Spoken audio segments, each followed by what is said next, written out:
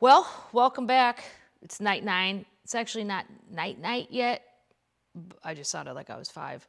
But that's okay. It doesn't really matter. That's what I was thinking.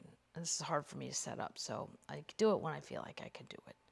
Tonight, it's a little bullet bourbon, also known as Frontier whiskey. I didn't really notice that till I looked at the bottle because it's in just glass font. This is from Kentucky as well. I've been here as well. Another little strange place to visit, but, worth it if you got nothing else going on. I just noticed, too, that this book was $6.99, and I think I had to pay 20-something on eBay. Just saying. You guys are getting a bargain, okay? It's a big bargain. Okay, so we're back in Wilcox. Yeah, that's where we left off. The house was so dark and full of dirt. When we moved in, we nicknamed it Brownsville. Ha ha! I made that part up. We were always naming houses back then. Mom says it got started because we'd find some terrible old place that was just filthy, rented as cheaply as possible, then go in and spend a lot of time cleaning and sweeping out all the bugs and spiders, somehow giving the places names gave them personality, made them feel a little nicer. What? I've never thought of that. I thought only rich people did that, where it was like casa something. Do normal people do that? I've never heard of naming a house, but maybe I'll do that. Somehow give it the blah, blah, blah. Another reason it might have been since we lived in so many houses and trailers, it was hard to keep track of where we'd been and where we were. Ha ha! She put an exclamation point after that. I was too young to have a part in the sanitizing of Brownsville, but I made up for it a little later in succession of rundown duplexes and trailers all across Arizona and Utah. After Brownsville, we moved to a duplex on the edge of town. Some of my fondest childhood memories are associated with that house. It was a wild place, and we often cooked outside camp style. Sometimes people came through on horseback tracking cougars. What? What the fuck? She is not that much older than me. Where?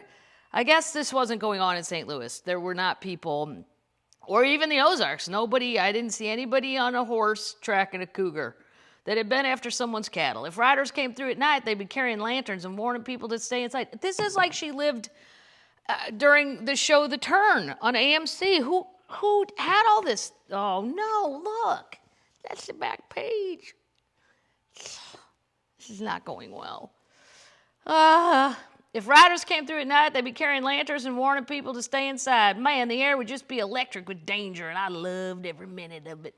We had about 40 acres and animals everywhere. Dogs, cats, ducks, eventually cows and horses. The people who lived down the road had a big peach orchard, and they'd let us have any peaches that fell to the ground. You know who else likes peaches? Rats. Why do I know that? Because I lived in California and had a peach tree. And then I'd go in and see peach pits all over the place. And then my friend told me it was, he said that it was the rats doing that. To this day, I've never eaten a juicier, sweeter peaches. We also had a wonderful garden, and I love knowing that the vegetables we ate were ones we'd grown ourselves. When my dad was growing up, their lives depended on what they could grow. I doubt that I was much help when it came to actually planting and growing the vegetables, but I did love my job, which was to go pick things for dinner. Mom would give me a list of what she needed. Radishes. You should Google John Panett's joke about turnips and radishes. It's funny. Onions. Oh, and I'll never not see turnips and radishes and think of John saying they taste like so much like shit. God tried to hide them. Some idiot dug them up and ate them anyway. It's longer and better than that, but you get the point.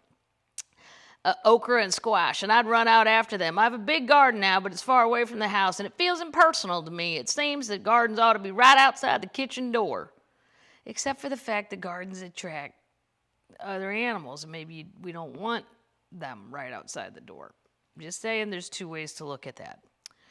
Our landlady, Mrs. Lawson, lived next door, and she was afraid I wouldn't live to see the age of 10 because I climbed on everything in sight. She'd come outside and walk around looking up in the trees, calling out, "Yoo-hoo, you little monkey, I'd yoo-hoo back."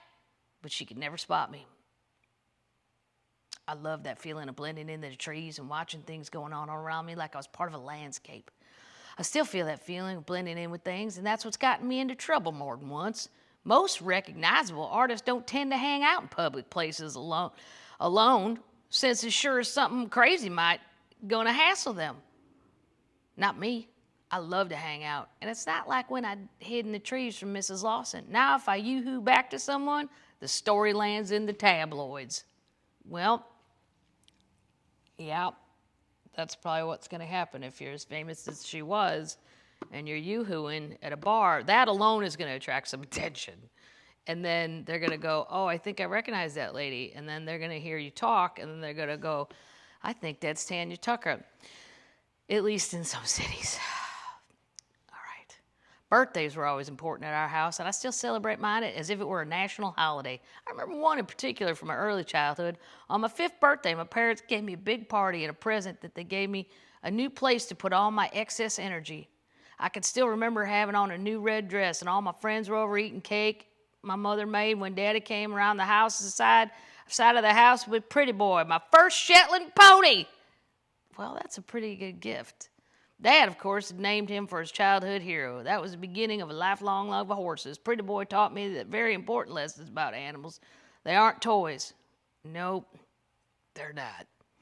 And children should be taught to respect them just as they would a friend. Pretty Boy was a bad-natured animal. He was a biter and a kicker. And my friends and I did nothing to settle him down. All we knew it was fun to pile on him, often one rider too many, and take off. Because that's what you want to do. When that horse bites and kicks, you want to make sure you get all your friends, line them up, and tell them to get on that horse. Okay, well, oh, I didn't show you my cabin socks. What? I love Roots stuff. I'm not saying that for free socks. I don't even want any more. I have enough socks, but thank you. Okay, see you guys tomorrow. Hope everything's still afloat out there. I'm not leaving. No idea.